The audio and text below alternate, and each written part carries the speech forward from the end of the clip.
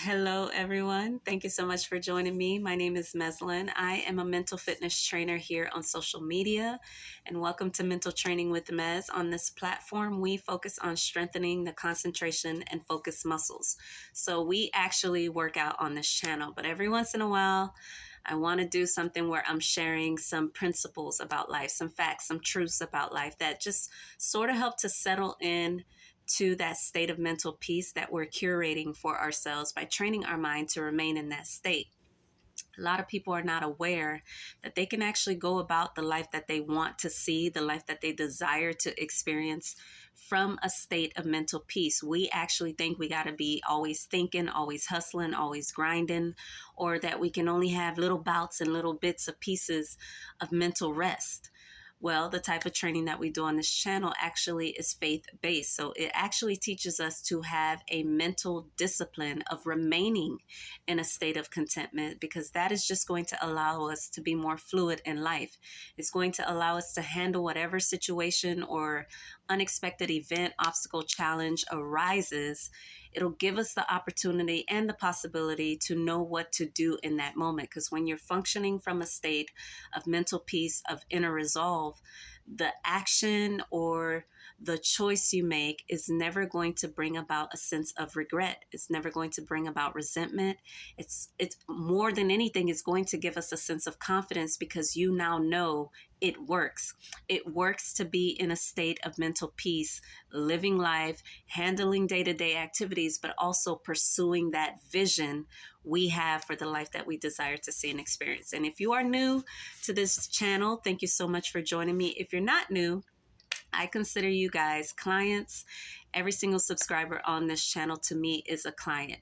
And one of the first things I ask that you guys do as clients is to craft a vision you have for your life, a vision of what a life of no lack and no fear looks like. What would a vision of where everything, no desire is left unfulfilled? And I know a lot of us have limiting beliefs, or we don't believe that that is a life that we're capable of having. It's almost greedy to ask to have everything, but that's not the case. God would never put us here on this planet and only give us options as to what we can be happy in. What you'll learn about faith-based mental training is that you're going to learn that you desire all of it. You want to be healthy, you want to be wealthy, and you want to be content. And that's okay. That's why that desire is there, is so that we can actually pursue bringing that to fruition. And so to help make crafting our vision for the life that we desire to see much easier, I want to share with you some principles of success. If you are going to craft a life in which you're successful in it, that you would consider yourself, because success is relative, but the way we craft a successful life is not, it's universal. As long as we follow these 5 principles of building or crafting a vision for our life, we can, with genuine and honest and sincereness, say that we have a successful life. So let's just jump right into it. So there are 5 principles to success. If you have a vision for your life and you can check these success principles, then just know you're never going to end up at the end of your days and feel like you missed out on something, that you wish you would have paid attention to some other area of your life. Because, like I said, one of the misconceptions we hold is that when we talk about a successful life, people tend to choose one aspect of it. I want to make a lot of money, or I want to have a career that I love, or I just want to have a family. When, like I said, in actuality, we're here to have the whole thing. So let's just jump right in. Okay. So the first principle of success is that you must craft a vision for your life that covers every area of your life.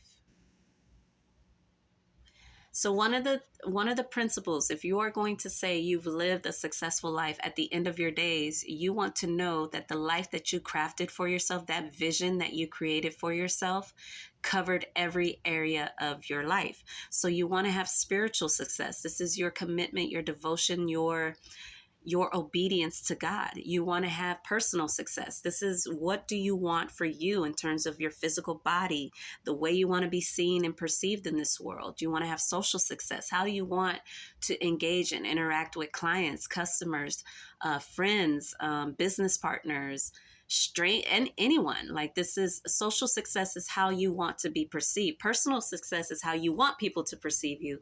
But social success is more about, what are you going to do to paint a picture for that?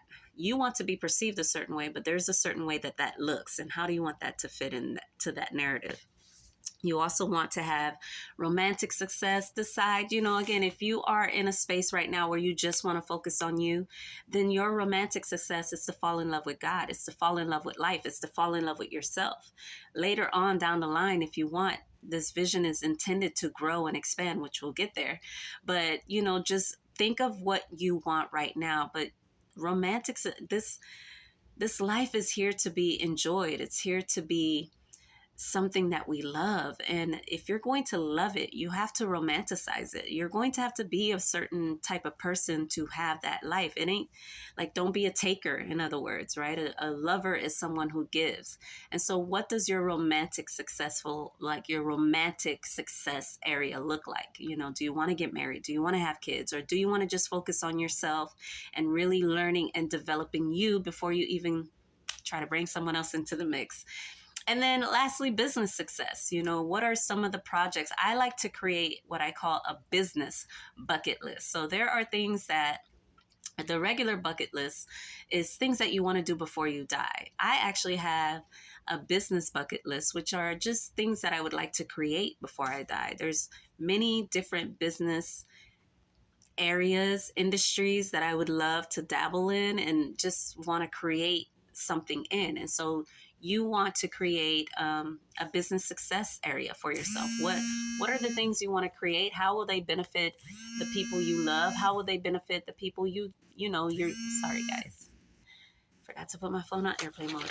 How will they benefit the people that you're creating it for? So when you are in this type of mindset, this faith-based mindset, you just always want to ask yourself, is what I'm creating going to elevate and enhance the quality of life of everyone I love and everyone else? So you just want to make it a win-win situation. You'll just have a much more happier time going about it. So that's the first principle of success, is make sure that your vision covers every area of your life. And like I said, just go through those areas that we went over.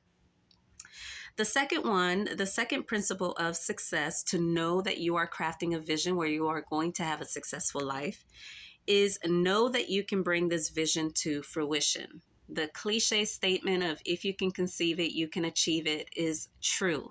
If this vision is one that you can close your eyes and see the different areas, and you see yourself with your husband or wife, you see yourself with your children or no children, you see yourself, having lunch dates with your friends, having really cool business meetings around the world. You see yourself, getting into good shape, and the type of clothes you're going to wear, the fashion you're going to use to express yourself and your individuality.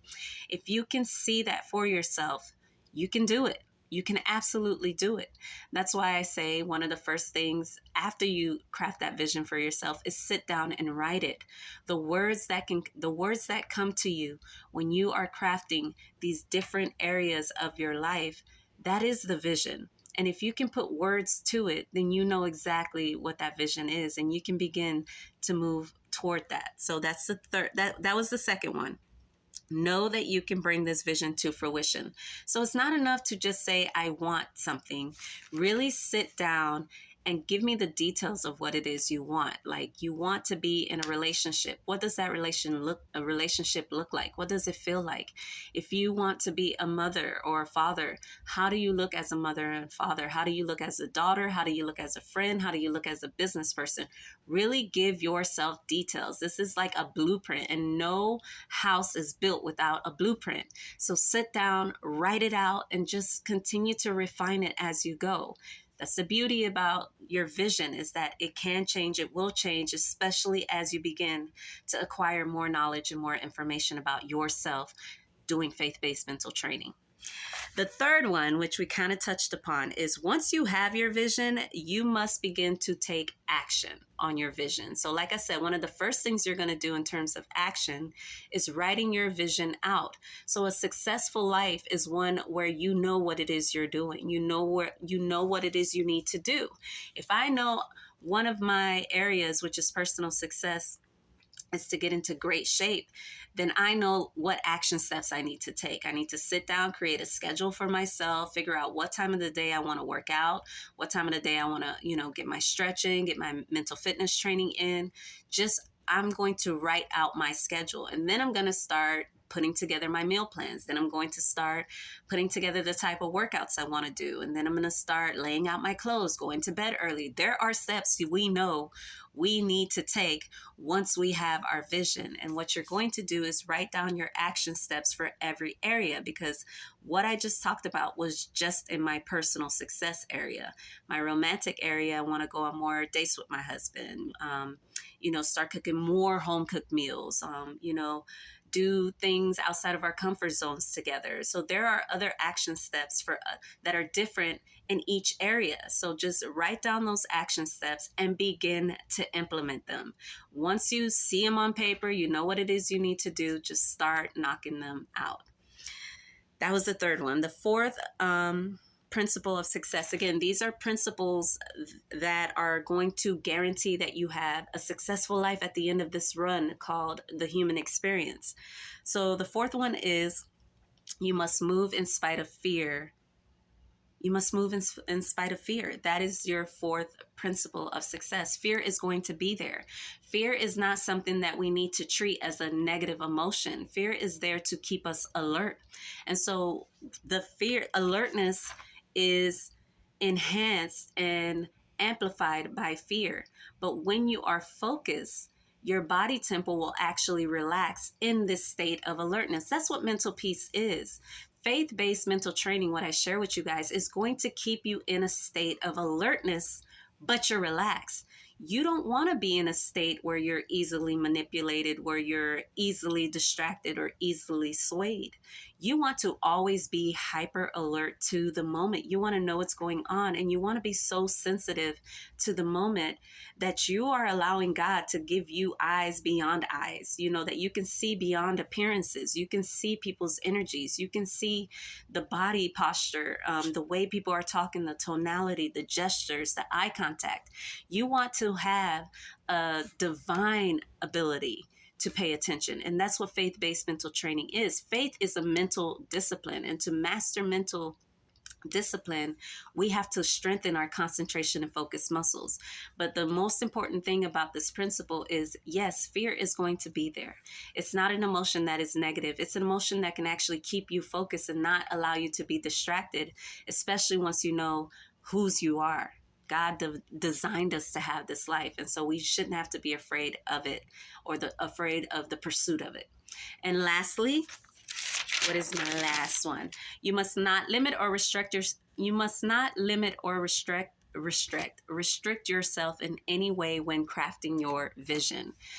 Don't let anyone know what it is you're doing. This is between you and God. And so when you know that you are God's child, that you are God's beloved, there's no reason for you to be afraid of what you're asking for in every area of your life. Go big, go bold, but keep it to the moment. Know that this vision can and will be refined as you go. So don't be so crazy that you want to say you want to be a millionaire, but you don't know that you can actually be a millionaire. How about you just want to make your first 100,000, your first $50,000 day, your first big paying client?